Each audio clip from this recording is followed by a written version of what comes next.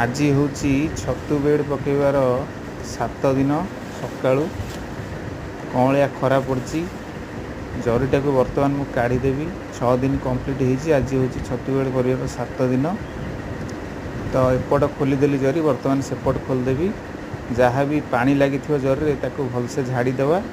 झाड़ीदेला जो बेड रू काढ़ी से बेड साइड्रे जरी टी पकईदेवा।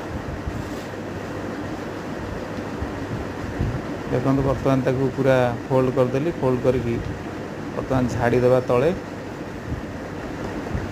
टोटाल उपर झाड़ीदेवा जमीक पानी लगिक न रही। तो बर्तमान झाड़ी सारली साइड रे पकईदेवी जरटा को।